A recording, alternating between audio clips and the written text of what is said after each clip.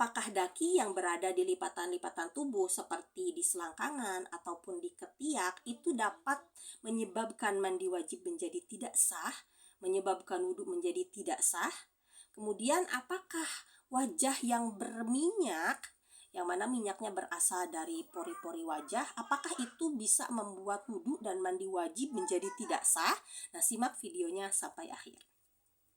Nah, mengenai daki itu berasal dari keringat, yang mana keringat ini berasal dari tubuh kita sendiri. Jadi asalnya memang keringat, tapi kemudian keringat tersebut mengeras, akhirnya jadi daki. Nah, tubuh kita ini kalau misalkan ada dakinya, walaupun dakinya itu tebal, misalkan sebulan gak mandi, dakinya tuh tebal. Nah, bagaimana hukum wudhunya, hukum mandi wajibnya, apakah sah atau tidak? Karena kehalang daki nih. Jawabannya, mandi wajibnya, wudhunya tetap sah.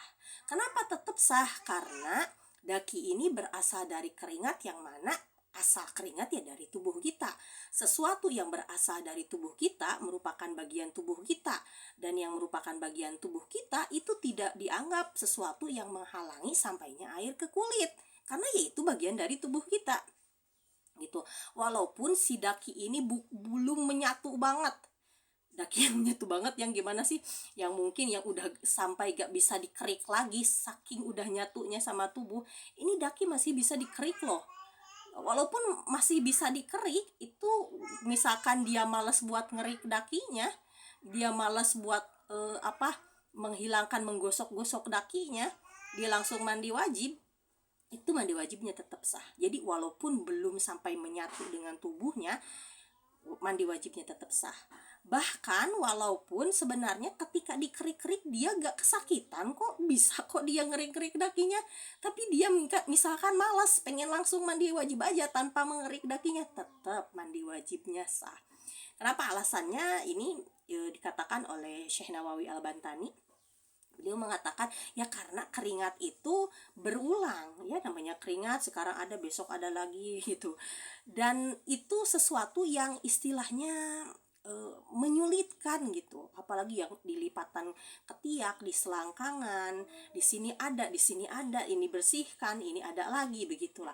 Makanya itu hukumnya mandi wajib yang terhalang oleh daki, ya hukumnya mandi wajibnya tetap sah. Alasannya tadi karena memang dakinya berasal dari keringat dan keringat berasal dari tubuh kita. Beda cerita kalau ini kotoran dari debu yang ada di luar dari tubuh kita. Debu kan bukan berasal dari tubuh kita ya. Atau misalkan make up kan bukan berasal dari tubuh kita.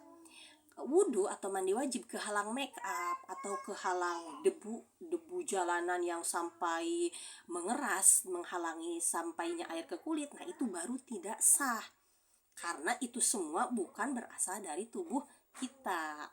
Nah, jadi untuk permasalahan pertama, terhalangnya air wudhu, terhalangnya air ketika mandi wajib oleh daki, itu mandi wajib dan wudhunya tetap sah. Kemudian yang kedua, bagaimana mengenai wajah yang berminyak? Lah, daki aja yang mengeras.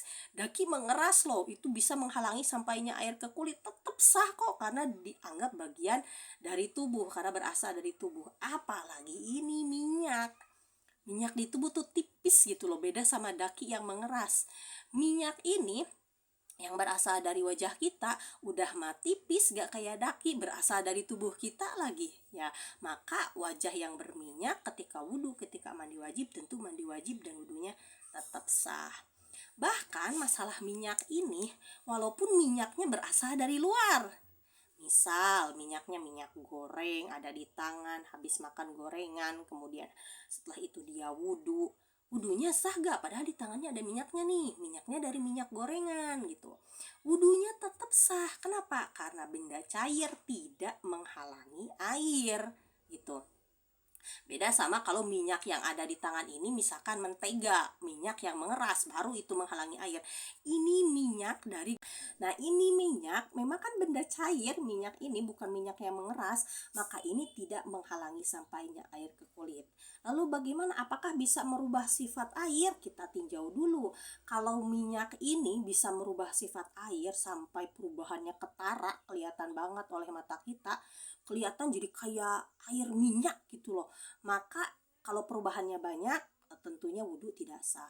Tapi saya kira minyak yang ada di tangan gitu dari bekas gorengan paling cuma sisa-sisa dikit gitu. Kena air kalaupun ada perubahan, perubahannya sedikit.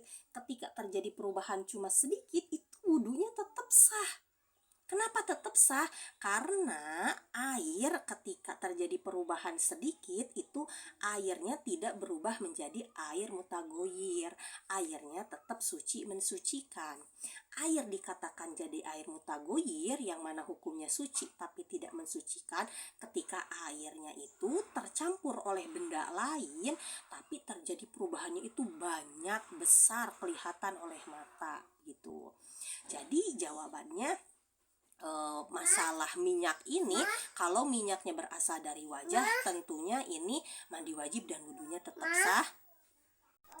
Nah, kalau minyaknya berasal dari luar tubuh, dilihat kalau memang terjadi perubahan banyak, maka mandi dan wudhunya tidak sah. Kalau terjadi perubahan hanya sedikit, dan memang kebanyakan ya fakta di lapangan, kalaupun terjadi perubahan, biasanya cuma sedikit, maka mandi wajibnya ini atau wudhunya ini tetap sah. Dan ini saya sertakan ibaratnya di akhir, semoga bermanfaat.